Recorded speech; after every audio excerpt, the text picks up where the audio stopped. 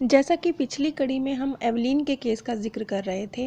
Aeolian जो कि एक बहुत रईस, बहुत ऊँचे दर्जे पे काम करने वाली, स्वस्थ, सुंदर महिला थी। उसका एक सफल वैवाहिक जीवन था। लेकिन इतना सब होने के बावजूद भी, क्योंकि ऊपरी तौर पर तो उसकी लाइफ बिल्कुल परफेक्ट नज़र आती थी, इतना सब होने के बाद भी एक अजीबोगरीब प्रॉब्लम थी। प्रॉब्लम ये थी कि वो खुद यहूदी थी और यहूदियों के प्रति उसके मन में बहुत गहरा प्रेम था और अरबों के प्रति बहुत गहरी नफरत। और सिर्फ इतनी सी वजह से, क्योंकि उसका पति इतना गहरा प्रेम यहूदियों के प्रति नहीं दर्शाते थे, उसने अपने पति को भी तलाक दे दिया। उसने ब्रायन विस को बताया, क्योंकि ये प्रॉब्लम सुनने में जितनी साधारण सी लग रही है, ये उतनी साधारण नहीं थी। उसने बताया कि मैं अपनी भूख खो चुकी हूँ, हर तरह से, भोजन की, सेक्स की, प्रेम की, काम करने की, हर तरह से। मैं बहुत ज़्यादा असंतुष्ट हूँ, मैं सो नहीं पाती हूँ और मुझे ऐसा लगता है कि ये जो मेरा प्रेम है यहूदियों के प्रति और ये जो मेरी नफ़रत है अरबों के प्रति, ये मेरी बेचैनी का कारण है। जबकि अपने व्यवसाय में उसकी अच्छी खासी प्रतिष्ठा थी, अच्छा खासा नाम था, लेकिन वो सही तरीके से काम नहीं कर पा रही थी। ब्रायन विस ने उससे पूछा कि आपको पता है कि ये जो भाव आपके अंदर है, गुस्सा है, आशंकाएं हैं, इसकी वजह क्या है? तो उसका जवाब था, मुझे नहीं पता, मैं बस अपनी खुशियां वापस पाना चाहती हूँ। उसने कहा, मैं सब कुछ करती हूँ, मैं फिल्म देखने जाती हूँ, मैं खरीदारी करती हूँ, मैं सोती भी हूँ, लेकिन फिर भी हर वक्त ये ख्याल मेरे साथ रहता है। उसने कहा कि उसे अरबों से इतनी ज़्यादा नफरत है कि उसे संयुक्त राष्ट्र संघ से भी नफरत हो गई है, सिर्फ इसलिए कि वो यहूदियों का पक्ष नहीं लेते और उसमें कुछ इस तरह के लोग शामिल हैं जो यहूदी विरोधी हैं। सिर्फ इसी वजह से उसे संयुक्त राष्ट्र संघ से भी नफरत है। कुल मिला के वो इस विषय के अलावा किसी अन्य विषय के विषय में सोचती भी नहीं थी। ब्रायन विस ने उसके बचपन को खंगाला, जैसा कि स्वाभाविक तौर पे, क्योंकि वो एक मनोचिकित्सक थे, अपनी फील्ड में उनका बहुत नाम था।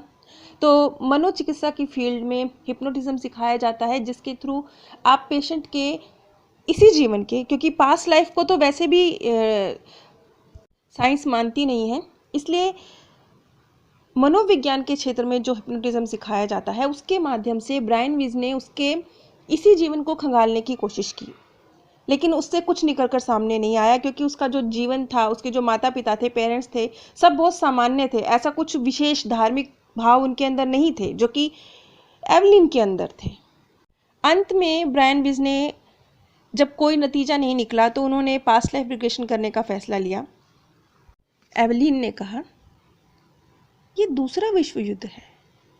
उसकी आवाज़ में एक मर्दानापन था और उस वक्त वो बिल्कुल तन के बैठी हुई थी और उसके चेहरे पे ना एक बहुत ही अविश्वास जैसे भाव थे जब उसने ये बताया। फिर उसने कहा, मैं एक नाजी अफसर हूँ, मेरी नौकरी अच्छी है और मेरा काम ये देखना है कि जो यहूदी लोग पकड़े जाते हैं उनसे अच्छी तरीके से जानवरों की तरह काम लिया जाए। मैं उन्हें जानवरों की तरह गाड़ियों में लाद कर उन्हें डचाऊ ले जाऊंगा और वहां पर ये सब मरेंगे, क्योंकि उन्हें मारने के लिए ही डचाऊ ले जाया जाएगा। और अगर इनमें से किसी ने भागने की कोशिश की तो मैं उन्हें गोली मार देता हूँ। मुझे ऐसा करना अच्छा नहीं लगता, लेकिन इसलिए नहीं कि ये कीड़े मकोड़े जो हैं यहूदी, इनसे मुझे प्रेम है, नहीं, इसलिए नहीं, इसलिए कि मेरी एक कारतूस खराब हो जाती है। और ये बात एवलिन बिल्कुल एक खूंखार तरीके से, एक शरीर में उसके कपकपी थी, लहजा उसका बहुत खूंखार था, मतलब एक डरावने तरीके से वो ये बात कह रही थी, ऐसे जैसे वो हृदयहीन है, उसके अंदर कोई फीलिंग्स ही ना हो किसी के लिए।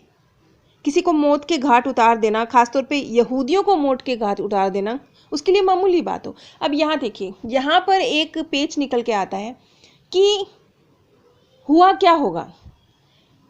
एवलिन, जो कि बहुत ज़्यादा उस बर्थ में, जब वो एक पुरुष अफसर के रूप में थी, एक सिपाही अफसर के रूप में थी, तब वो जिन लोगों से बेइंतहा नफरत करती थी, आत्मालोक में ये खुद उसी का फैसला होगा कि वो खुद उन्हीं के रूप में जन्म ले और उनसे प्यार करना सीखिए। ये संभावना हो सकती है। और खुद ब्रैनविज भी ये बात कहते हैं कि किसी खास धर्म, किसी खास संप्रदाय, किसी खास जाति, किसी खास संस्कृति के बीच में जन्म लेने का एक वजह ये भी हो सकती है कि आप अपने पिछले धर्मों में उस खास धर्म, खास देश से बेइंतहा नफरत करते आए हैं। तो और सिर्फ नफरत नहीं करते आए हैं, आप उनके प्रति अन्याय करते आए हैं, उनके प्रति हिंसा करते आए हैं। तो ये भी एक वजह, बहुत सारे कारण होते हैं, लेकिन ये भी एक कारण हो सकता है कि आप रीबर्थ अगर लेंगे तो वो आप उसी देश या उसी धर्म या उसी जाति में लेंगे। तो ये बिल्कुल संभावना थी कि इस जन्म में इज़राइल के प्रति बहुत ज़्यादा प्रेम होना, यहूदियों के प्रति बहुत ज़्यादा प्रेम होना, ये उसके जो पूर्व जन्मों में वो यहूदी विरोधी थी उसकी भरपाई थी। लेकिन वो ज़रूरत से ज़्यादा भरपाई कर चुकी थी। यहाँ तक कि होना तो ये चाहिए था कि वो यहूदियों से प्रेम करती, बस यहीं तक होना चाहिए था। लेकिन उसने ज़रूरत से, क्योंकि अति तो हर जगह गलत है ना, तो यहाँ अब अति हो गई थी, क्योंकि अब यहूदियों के प्रति प्यार अरबों के प्रति नफरत में तब्दील हो गया था। यानी कि जो चीज़ वो सीखने के लिए आई थी कि मुझे घृणा खत्म करनी है, अब मामला उल्टा हो गया था। मामला ये हो गया था, घृणा तो अपनी जगह पे है, सिर्फ उसका निशाना बदल गया है। पूर्व जन्म में उसका निशाना था यहूदी, इस जन्म में उसका निशाना है अरब, लेकिन घृणा तो वहीं की वहीं है। आखिर लेसन क्या सीखना था? लेसन सीखना था कि घृणा नहीं करनी। लेकिन हुआ क्या?